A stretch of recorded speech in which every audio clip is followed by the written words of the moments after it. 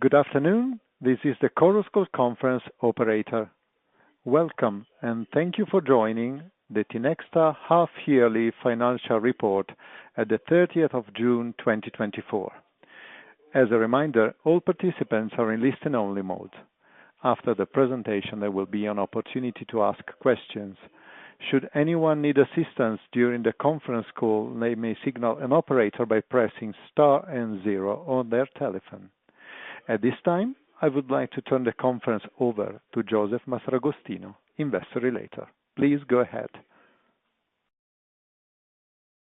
Good afternoon and good morning to the folks in the U.S. Thank you for joining Tinexta's first half results presentation. Here with me today, Oddone Pozzi, Group CFO. Good afternoon, everybody. As a reminder, all the relevant documentation of the first half 2024 results can be downloaded from our company website and in the Investor Relations section. For the purpose of this call, I will go over the first half 2024 highlights and updates, although instead we'll go over the first half 2024 financial results, as well as the business unit's performance, providing us with a deep dive. The last part of the call will be dedicated to Q&A. A recording of this conference call will also be available on our company website, and it will be posted upon completion of this call. Given that you all have the available documentation, I would turn to page 4 of the presentation to go over some key data of the first half 2024 results. Revenues came in at 203 million, growing 11% versus prior year. EBITDA adjusted was 34.4 million, with a decline of 9% versus the prior year. EBITDA on a reported basis was 25.5 million, and EBIT adjusted was 19.5 million. Net profit on an adjusted basis was close to 12 million. Important to highlight is the free cash flow of continuing operation, which was pretty much 26 million in terms of free cash flow. Net financial position is at 276.9 million versus 102 of the fiscal year 2023. Let us turn to page 5. On page 5, we give you a bit of a summary of the first stage highlights and updates. Therefore, we're updating the market following the first 6 months. Aside from some of the numbers that have already been mentioned, I would concentrate on EBITDA adjusted, which was, again, 34.4 million. The decline of 9% was mainly impacted by ABF's contribution combined with CS's less favorable revenue mix and Business Innovation's known seasonality. We will discuss extensively on a business unit by business unit basis to try to understand what has affected the decline of the first stage results. It is important to highlight that on the positive term, there was a partial offset of a very strong performance from Digital Trust, which I think did an excellent performance both in terms of revenue as well as EBITDA. EBITDA reported was 25.5 million with a significant decline versus the prior year, but that includes 6.5 million of non-recurring items. EBIT margin came in at 17 million. Adjusted net profit on the continuing operations base was around 12 million. Let's highlight, I think, both the leverage ratio, which is to be defined as a peak for the year, which came in at 2.78 times. But I think it's important to highlight how the free cash flow was pretty decent, coming in at 26 million. But more significantly, I think, is the LTM base adjusted free cash flow, which was still north of 50 million, more close to 50.3.4 million. Top line still growing on all 3 divisions, notwithstanding what we just said. Again, very good performance on a Digital Trust base, which grew 18.4%. Still, again, witnessing operating leverage on an EBITDA base, which grew 21%. So I would say excellent maintenance of margin, if not an increase in margin, which reached 28.8% in terms of the first half results. Cybersecurity grew around 6.5% in revenue. EBITDA was 4%. We will discuss about the margin, but it was around 9%. Business Innovation obviously grew mid-single, so we're around 7%. It needs some explanation. We will give extensive explanation in terms of how the EBITDA progressed in the first half. In terms of recent events and updates, this is on a 1H basis. You all know that in January we finalized the 74% purchase of ABF. In February, we launched a new strategic operational advisory business in the SMEs, and reached in April, 100% of Yoroi Swascan and Corvallis. As a reminder, the 100% ownership of Yoroi Swascan and Corvallis is already reflected in the net financial position. Just as a reminder, the board of directors also authorized the purchase and disposal of treasury shares. Turning to page 6, I think this is more of a graphic representation of the results. Most of the numbers have already been highlighted. Let's concentrate mostly on 7. Slide 7 shows you obviously the cadence of the different quarters. We did not purposely remove this slide because we wanted to highlight to the market how important, again, for us is the second half of the year. Second half of the year in the last 3 years shows 60, 61, and 63%, so I'm talking about 2H generation of EBITDA. This year, this percentage is going to be even more important. As we know, the second half will be important both for the divisions in the case of business innovation, first and foremost, and then also in terms of cyber. We highlighted the contribution or the missed contribution of ABF in that dotted line on the right, because it kind of shows you where the miss is, and obviously the percentage of the second quarter in terms of the midpoint of the initial guidance that we provided in March. We will have time to discuss about that. At this point, I will leave it to Oddone, which will kick it off from page 9 with the extensive analysis of the P&L. Oddone? Okay, thank you, Joseph. Good afternoon again. So here, after the introduction of Joseph, we go through the P&L of Q1 24 that we compared both to 23 as well as on a same perimeter basis. As Joseph said, Q1 showed a positive revenue growth over the previous year, but the revenue mix that happened then was slightly unfavorable. In cybersecurity, within the implementation services, we deliver more products as a resale of product than services, and this unfavorable product mix has definitely impacted the results. The same, I would say, occurred within business innovation, where the expected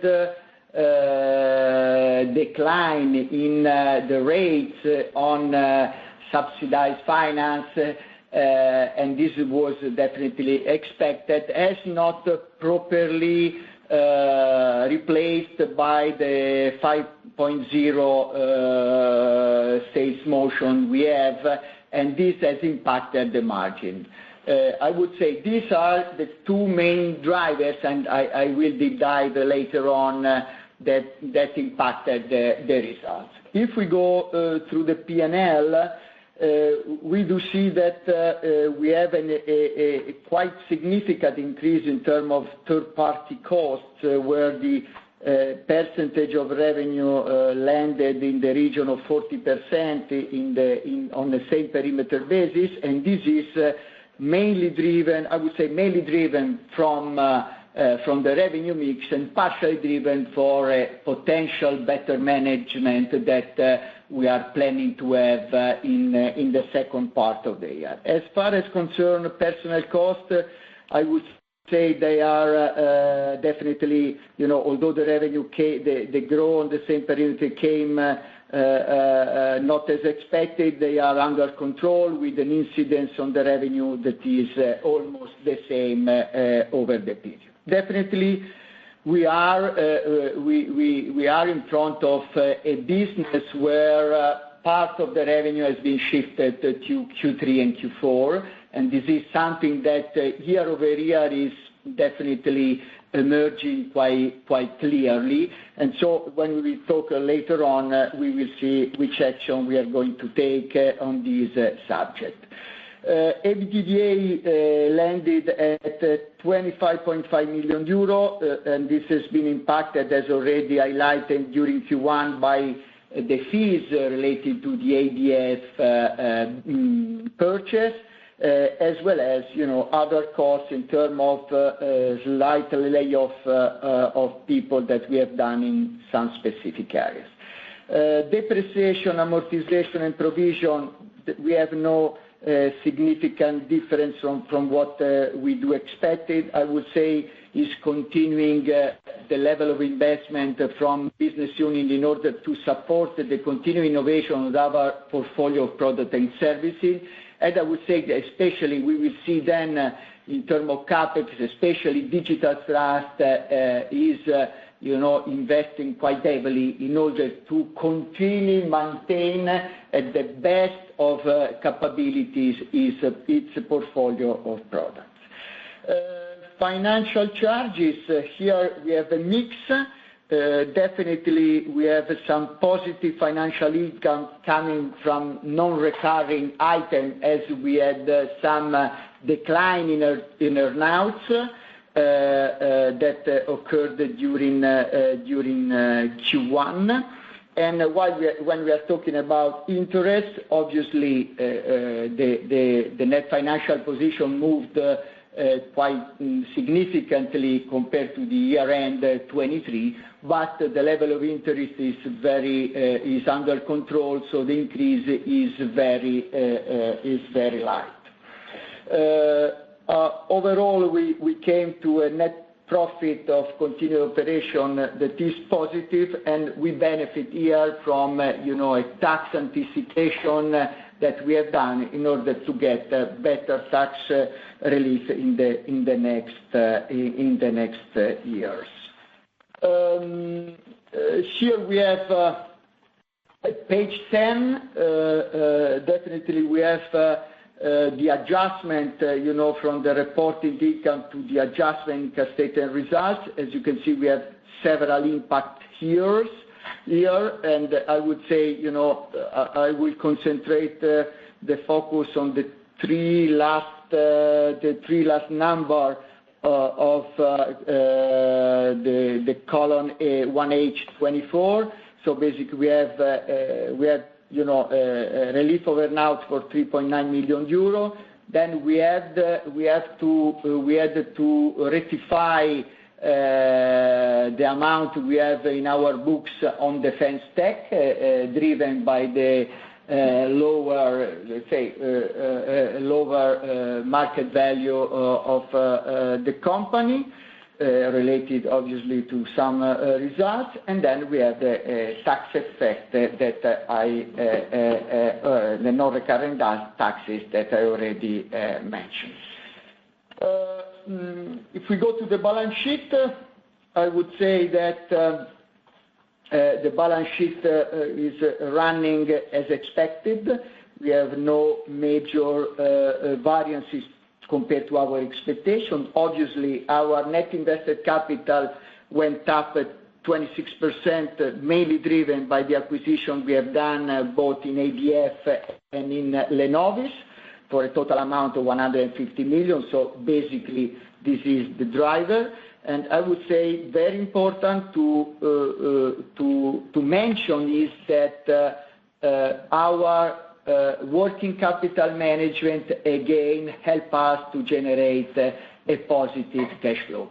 This is a key indicator that we are monitoring, and so when you look at the cash generation on short term, we know that the first half has been slightly impacted by the drop in the EBITDA, but the net working capital has been properly managed also during the first half. Net financial position, as I mentioned, is driven by the acquisition we have done over the period.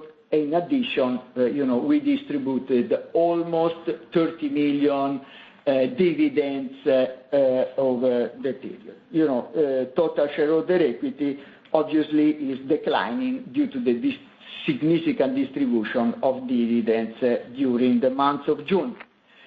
The net financial position, we talk about it, and I would focus on free cash flow on continuing operation.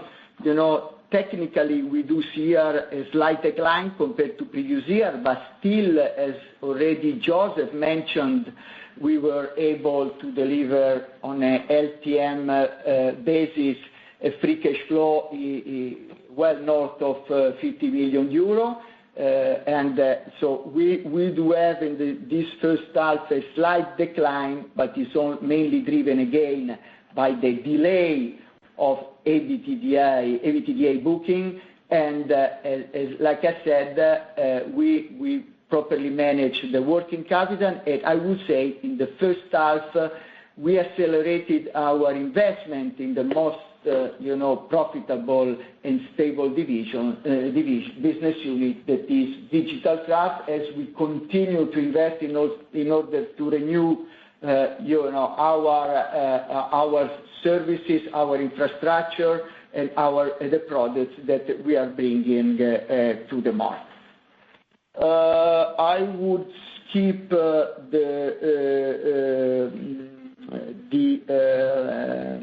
page 13, as is, like I said, it's a graphic analysis of what we have already seen. I would say very important is to look at the net financial position LTM bridge. So the group has invested over the last year more than 200 million. So the group basically at mid-23 has squeezed the net financial position close to zero. So we had room for invested, and we completed the acquisition of Ascertia, EBF, and Lenovis over the period. And then, as you can see, we generated more than 50 million as adjusted free cash flow from the operation. We were able to distribute dividends in the region of 30 million, and then for the rest, we do not have major difference compared to the previous year. Now, I think it's time to move to page 16, and I will jump immediately to page 17 in order to start to comment on operational performance of our business. Like I said, over the last 10 plus conference call, we do have a further positive performance from Digital Trust. Both InfoCert and Visura, the two main legal entities in the group, have delivered a significant increase with an operational leverage, a very interesting operating leverage. So on a same perimeter basis, you can see here that the growth in the revenue has been 9%, I would say very aligned to the previous quarters, with the EBITDA going up in double digit. If we add Ascertia, basically the ratios has doubled, and the component of revenue coming from international is increasing. But I would say the even more important is that the solution related to both LegalMate and LegalCert, as well as GoSign, has continued to grow significantly over the last half year. Here, the EBITDA increased close to 20% with a very interesting ratio in terms of profitability. So I would say here, definitely, again, a brilliant quarter and a brilliant delivery. Cybersecurity. In cybersecurity, we all know, and I think you all learned over the period that this is basically a segment of the IT business, and the IT business has a significant acceleration driven by the spending on the budget by the customer in the second half of the year. Definitely, we are not that happy about the absolute results of EBITDA in the first half, but again, we are talking about 800,000 euro difference or even less compared to previous year. So here, like I said before, the driver has been mainly the revenue mix. So we were in a position to deliver more products and services. Services will come later on during the second half. And so this has been the main drivers. I would say here we have few things also to improve, and already we put in place action to improve it. But I would say if we look ahead and looking ahead versus the second half, I would say that we ended up the first half with a very promising backlog of orders. This is something for which we are very glad about that. And we do believe that we have all the opportunities and capabilities to deliver, as it happened also in 23, a very strong second half. So here, is again, we did not deliver exactly as we expected, but the gap is absolutely not relevant, and the second part of the year in terms of profitability is like 2.5 times the first half. So this difference is something that is not worrying us significantly. Also specifically because we have a very strong backlog as an opening balance of second half. Let's move now to business innovation. Here the situation has to be explained. First of all, I will keep for a second apart ABF, and then I will start to talk about the traditional core business of the business innovation. Within our internal plans, we already knew that the lowerings of the rates in the tariffs on Industry 4.0 was going to happen. We were fully aware of this, and we factored it in our first half projection and in our full year projection. So this has been known. Obviously, we put in our original budgets quite interesting business from Industry 5.0, and this has taken or is taking more time in the approval process from the public bodies in order to be available. This is something that has impacted our first half, and this is definitely the main driver of the results if we take apart ABF.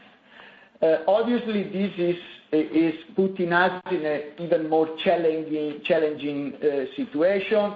I think everybody here is going to remember, the very strong second half that we delivered last year, and here, the mix is changed during Q1, so a lower contribution from subsidized finance, a higher contribution from new businesses that we developed, definitely was able to keep a certain level of revenue, but this was impacting in terms of EBITDA.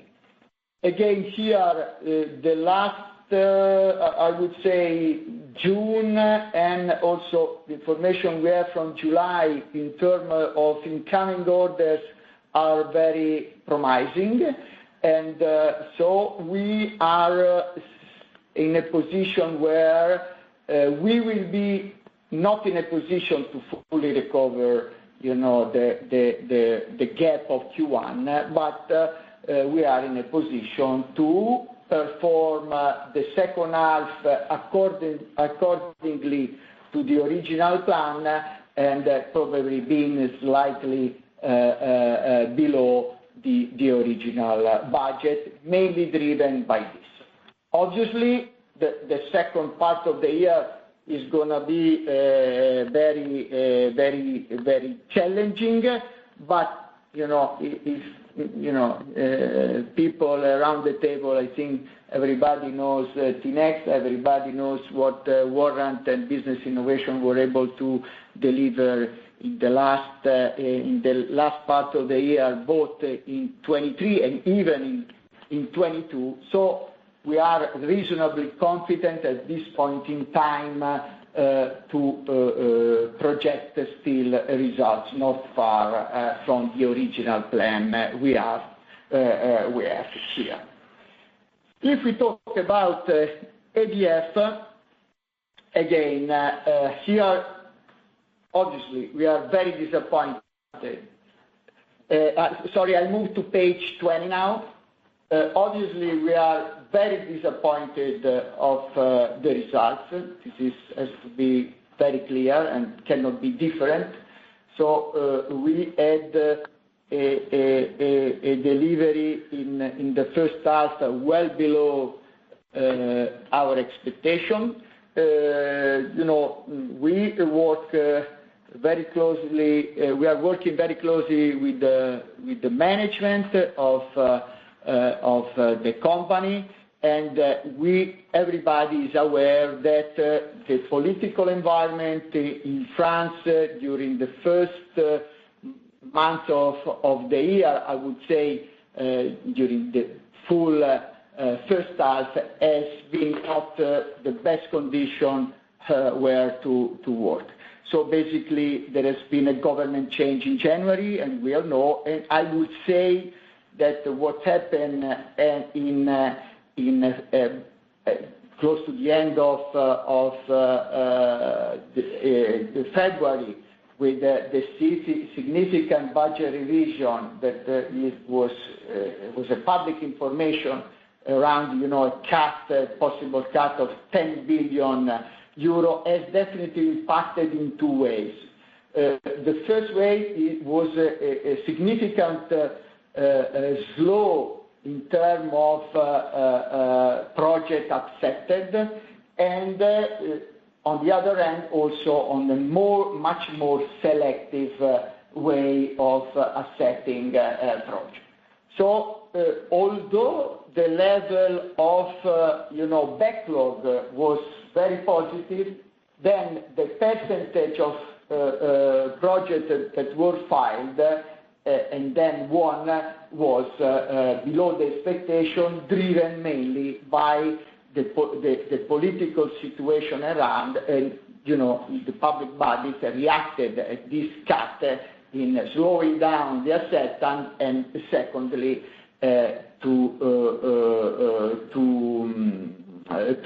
being much more selective. Obviously, again, it happened also in order to create, unfortunately, the perfect storm. The dissolution of the National Assembly at the end of June, and the election was another. Having said that, obviously this is heavily impacted the results. That is very clear. And the results are, yes, like I said, we are very disappointed about that. But we are putting a lot of effort in order to start an immediate and strong recovery in the second half. Here, definitely, this situation allowed us to swap out of the balance sheet 23 million of financial debt. As you know, with this information, we are not going to have earnouts, and this is definitely reducing our capital invested. Second, this has been seen from the local management as a postponement in the range of 6-9 months of the planned delivery. but we are working closely with the manager in order to put pressure on this, and also we slightly review also the value of the put and the end of the period, because obviously this is something reasonable. I think this is very important. So again, not happy at all about what's happened here. Monitoring closely and working hard on the subject. Obviously, we will keep you updated, and we do expect a reverse of performance in the second part. I would say that, okay, I will comment a bit also when Joseph will go through the update of the guidance. Okay, I leave now to Joseph for the closing remarks. Thank you, Oddone. So, to be very clear, we're on page 22 of the presentation. We are giving an update on the financial targets. Let me explain all of it, and obviously, Oddone, please feel free to add anything that we're missing here. The guidance has been updated, and excluding ABF, this is the most important thing I would say of this call. The performance, the underlying performance is showing continuing progress. So the underlying business trends are strong and sound. We want this to be crystal clear. We want this to be very, achievable also in terms of the outlook for the second H. ABF's contribution for fiscal year 24 has been moderately revised, and that was due to the political events that we just mentioned. Transizione 5.0, as you all know, is a major factor for the contribution of BI, of business innovation. So the benefits are expected to come in the latter part of the year. We explicitly said that we are expecting contribution already in the second half of August, more likely beginning of September. So no earlier than the end of Q3 and Q4, we will see a strong acceleration. So again, for the last 4 to 5 years, business innovation is going to be extremely busy already end of Q3 and Q4. How does all this, end up in terms of numbers? As you can see on this slide, we have parsed out ABF. So we're isolating the effect of ABF. Without ABF, revenues are expected for fiscal year 24 versus prior year to be growing anywhere between 11 and 15%. EBITDA adjusted, which I think is an extremely strong message, is expected to grow anywhere between 10 and 14. When we add the new outlook of ABF that Oddone just pointed out, we are looking at, again, revenues for fiscal year 24 versus prior year growing 20% and EBITDA adjusted growing 22%. So we're still growing in excess of 20% in terms of EBITDA. In terms of the NFP over EBITDA adjusted, the overall target is within the obviously announced guidance at 1.9 times. This does not include any additional M&A in terms of guidance. I wanted this to be very clear. I don't know, Oddone, if you wanted to add anything. Yes. Thank you, Joseph. We want to try to make everybody very clear. So let's look at Tinexta for a while as, the ongoing business, traditional business we have before ABF. Still, we are talking about, so we are confirming the range that the implicit range we have excluding ABF. So it means in the range of 10-14% growth of the EBITDA. Obviously, driven by the performance of the first half of business innovation would be, more close to the lowest part of the of the fourth, but I think it is not changing the picture. So the message we want to share with you all that the core traditional business of Tinexta has not changed. We have and is very solid and is growing double digits. This I think is very important. We had a slightly weaker than expected first half, but again, you all know how the business is moving quarter after quarter, and Joseph and myself shared many times with you all, and so here is. So this is the important thing. About ABF, obviously, we reduce our guidance. Obviously, everybody's alerted on this.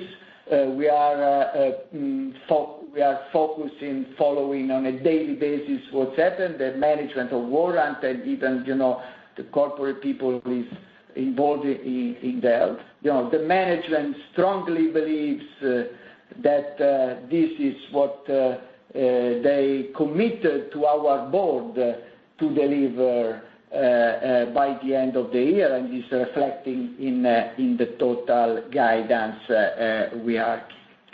I would say even more important, despite of these disappointing first half results of ABF, if you look at the leverage of the group, is still there. Is exactly again within the fourth we gave at the beginning of the year.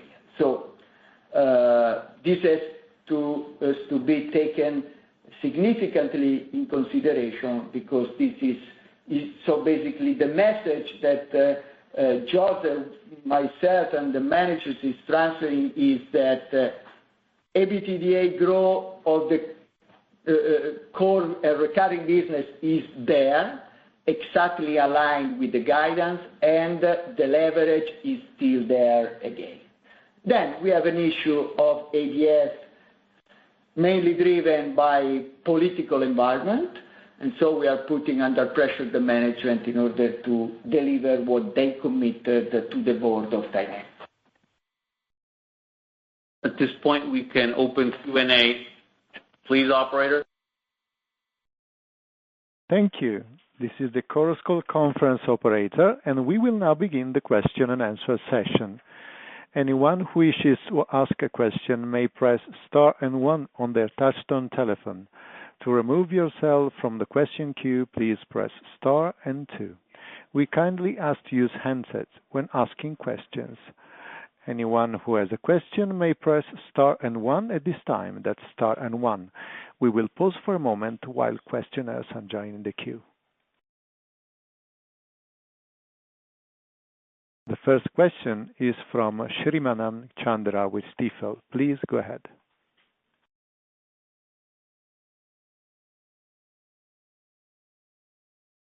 Yeah, hi. Sorry, can you hear me?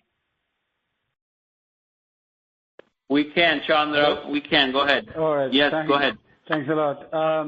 So yeah, a couple of questions from my side.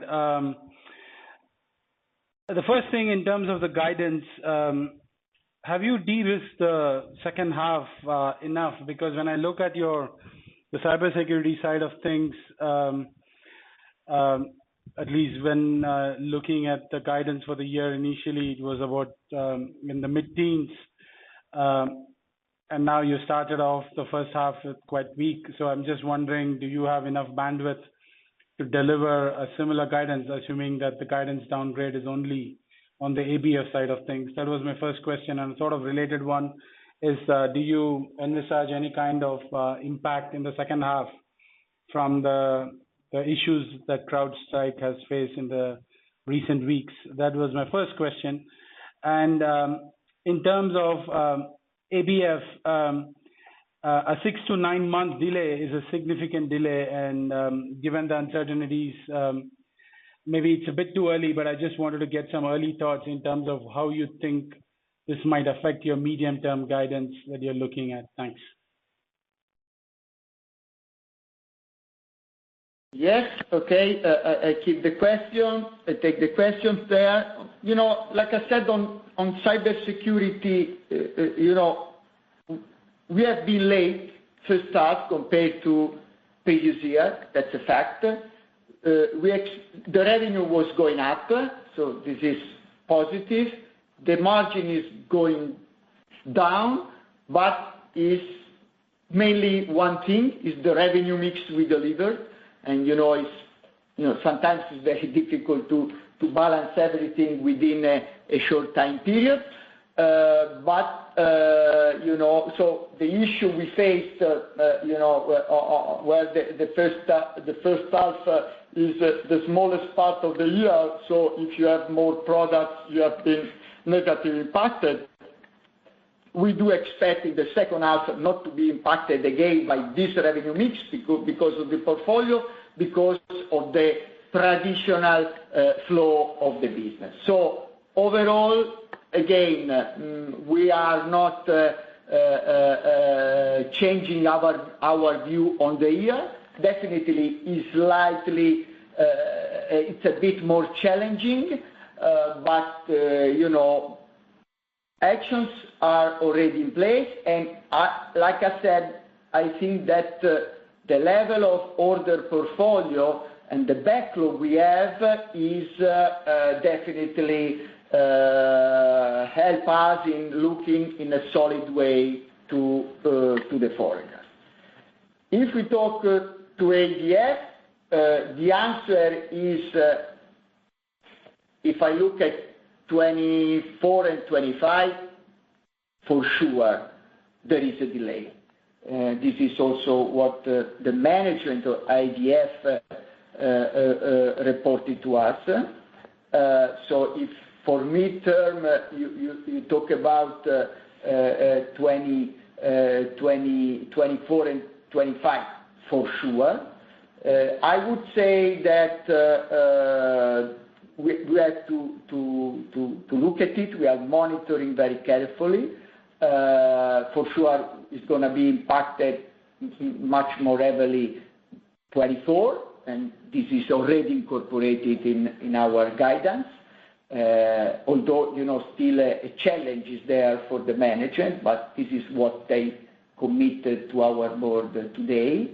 And for 25, I think it will be something like in the middle before the original projections and now. In terms of return of capital invested, but definitely we swap off from the debt 22 million, so less results, less debt. So overall, we do believe that, and this is in the figures, the leverage we do expect is still slightly below 2 times. John, I think you had also asked about CrowdStrike issues where we're not experiencing anything like that as we speak right now. Perfect. Thank you. Thank you. The next question is from Isacco Brambilla with Mediobanca. Please go ahead. Hi, good afternoon, everybody. A couple of questions on my side. The first one is on Ascertia.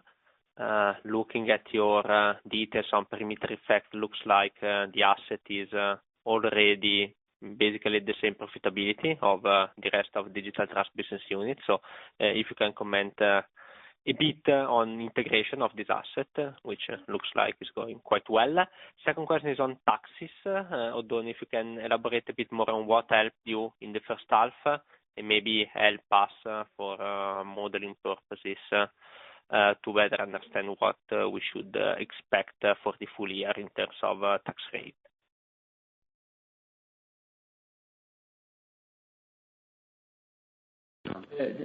The previous one. Ascertia started well the year. Ascertia is a business where sometimes we have peaks of business when we deliver our solutions, and let's say that as of the end of first half, the performance of Ascertia, from financially wise, is perfectly on track. I would say even more important, and we do expect by the end of the year the companies delivering what expected, was incorporated in our forecast. Now, I think here we are working together with Ascertia management in a very close and productive manner. I think we are working together in order to having, a significant exchange of competencies and capabilities, and competent capabilities, and we are working on several matters. The first one, you all know that they have a quite strong team in terms of solution development in Pakistan, and we are planning, to have a central expertise and to reduce, partially third party at local level and to concentrate over there where we have strong skills, lower costs, and, in order to internalize these competencies. Second, also in terms of sales approach, now InfoCert, together with Ascertia, we are in a position to offer to clients and customers solutions that can basically fit every need of the customer. Whether we are talking about on-cloud solution or on-premises solution, this is a unique capability that InfoCert has in the digital trust environment.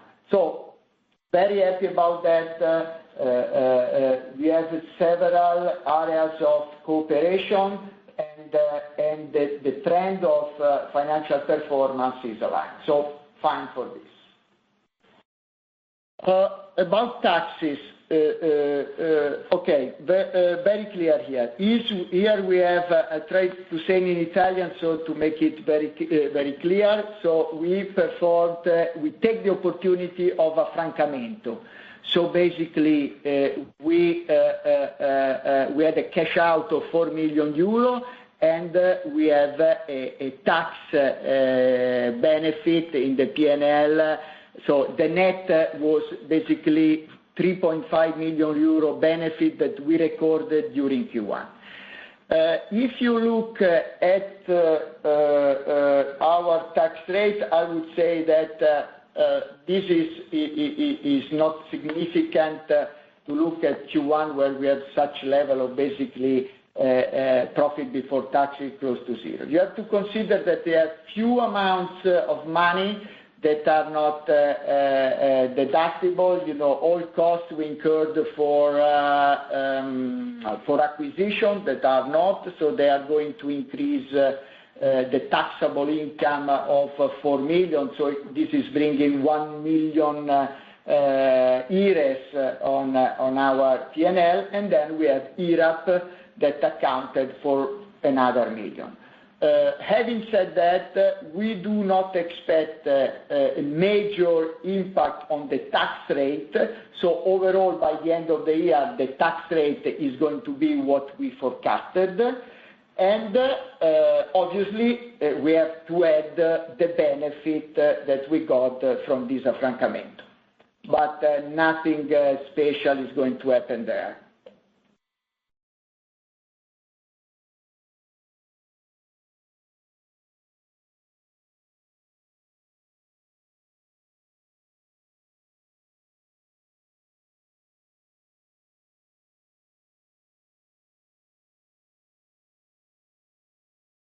Can you hear us? Hello? Mr. Brambilla, does your question has been answered? Yes, sure, of course. Thanks. Okay, thank you. The next question is from Andrea Bonfà with Banca Akros. Please go ahead. Hi, thank you, but my question has already been answered. Thank you very much. Thank you, Andrea. We knew that. The tough one. So we move to the next question from Alexandra Arsova with Equita. Please go ahead. Hi, good afternoon. Thank you for taking my questions. 3 on my side. So the first one, again on ABF, if I may. So one of the reasons you explained to us when you acquired the company early this year was the fact you were trying, of course, to diversify the business outside of Italy, and France was a country with a lot of more stability in terms of government incentives for SMEs and generally more stable country. So now that the situation is slightly changing, and in Italy we are still having these ongoing issues on delays in Transizione 5.0. So the end question is, are these issues changing your approach to business innovation division, to future M&A pipeline and overall strategy on this division? So this is the first question. The second one is again on business innovations on the Italian part. So you mentioned that you are ready with your clients, SMEs clients, on Transition 5.0 and 4.0 to be ready to work with them and to invoice all the activities once the regulation is set up and let's say enforceable. So can you maybe give us a little bit more of color on what is the actual backlog or soft backlog you can invoice within the end of the year once the regulation is set up? And the last one is maybe a technical one, just to be very crystal clear on the guidance. So in the previous guidance, you usually provided the total, let's say, growth for the company and the organic growth. So now you provide an indication ex ABF. So just to understand if the old organic guidance is, as far as I understand, confirmed, and maybe just in the lower end, but still confirmed. So thank you. I keep the first question on IDF as well as the second on Warrant, and then I leave to Joseph the third one. So on ABF, I think over the last decades, the risk premium in France was, lower than in Italy. So I would say this is normal. I remember several investors asking Tinexta to go abroad in order to lower the risk and to have a more balanced areas where operate. Having said that, it happens. This is clear. Having said that, we have steeper climb, but like I said, nothing disruptive. Like I said, the leverage of the group is still there. The management of ABF committed to the board of Tinexta to have a prompt, let's say, recovery and having therefore a delay of 6-9 months. So this is not changing at all our long-term strategy. Obviously, it's something definitely unpredictable, and this is the case. Facts are there. We are reacting, but again, in this moment we are, we are the recurring business that is solid, growing, delivering cash, so no issues. A lighter first half, fine, and then we have the second half. Tinexta always delivered what commit. Then, if we move to ABF, we talk about opportunity of synergy.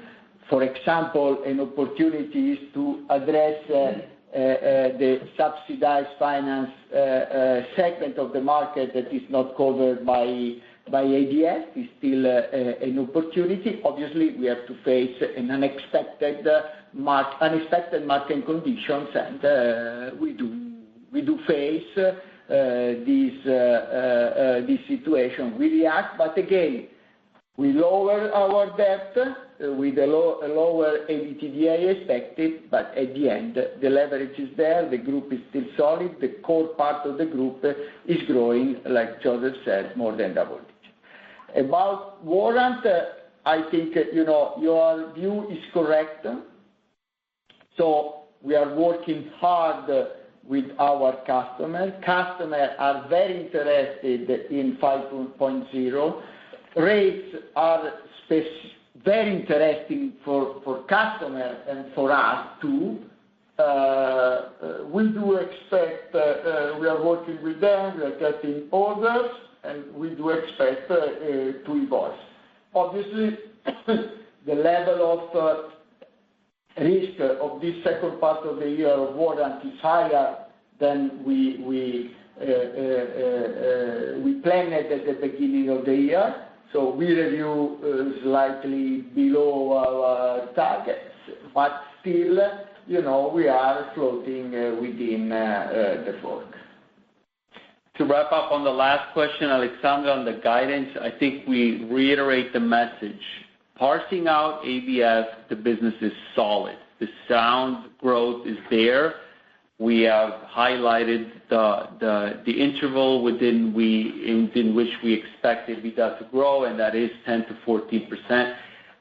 We think that this is very positive news because this means that aside from an acquisition that can be isolated in time and it can be isolated in the area and the geographical area in which it is, the overlying business is actually doing very well. So that should answer your question. So the 10 to 14%, we're probably going to be in that range, maybe as you were correctly mentioned, in the bottom part of that interval. But overall, 10 to 14 without ABF and 22 with ABF, we still believe are very round and strong numbers for the market. Okay, very clear. Thank you. As a reminder, if you wish to register for a question, please press star and 1 on your telephone. The next question is from Gabriele Berti with Intesa Sanpaolo. Please go ahead. Hi, good afternoon. Just a quick clarification from me. Oddone, you said that you expect a 23 million benefit on net financial position due to savings on ABF earnouts. Is this correct, or did I misunderstand? And if it is correct, is this impact already included in the net debt on EBITDA guidance you have given for 2024, or you will have this benefit on 25? No. That's totally correct. I try to explain myself slightly better. So, driven by results expected, the earnouts flew away. And so we already reflected in the actual results, and therefore there will be not anymore there compared to Q1, for example. And second, obviously, we review the cost of the put because of the delay of the plan implementation. So the total is amounted around 22.5, but you can find also, I think, in our Relazione sulla Gestione. But in any case, that's it. Okay, thank you. The next question is from Russell Pointon with Edison. Please go ahead. Hey, good afternoon, Joseph. A couple of questions. Just on the 5.0 information, just for not knowing this, can you actually do the work on behalf of your customers ahead of them actually claim for the deductions, or is this a matter of and so therefore you can make the claims as and when it's they're allowed, so that there's no in the timing of what you can do for them. And second, just following up on Ascertia, your was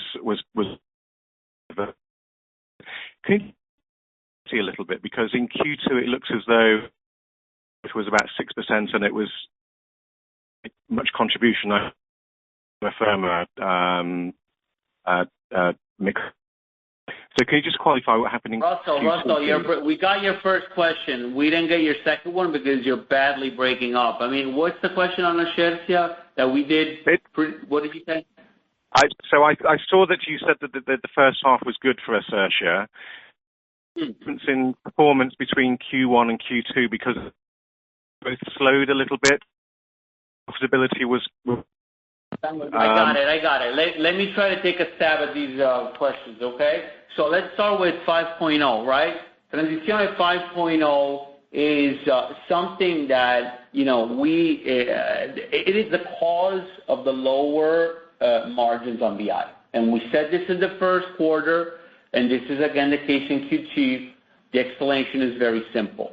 We bear the cost, but we don't have the equivalent overall revenue of this. Now, I understand your question, and the question is, can you start doing, the work before? The question is, we are mapping the overall market very closely. We go to our clients, we speak to them, we try to identify beforehand any probability that there is in terms of understanding what their needs are, but obviously we need to have certainty in order for us to actually start and take over and carry out the work. So, the answer to your question is we already are proactively reaching out, but let us, give us, the time for these decrees because they are decreti attuativi that need to be actually approved, and therefore the process starts. One thing I want to really say to the market is, and we've seen that in 4.0, once transition 5.0 starts, there's no stopping it, right? So this is a very good part. We've seen that in 4.0. It's been going on for 3 years. We said that the 4.0 was going to come to, a big diminishing returns because you're looking at deductible rates that go down versus what they are at the beginning. But now we are in 5.0 where deductible rates can be as high as 45%. So, this is good. It's very good news. It's just a matter of timing. That's pretty much it. Now, in terms of Ascertia, these businesses obviously can be lumpy.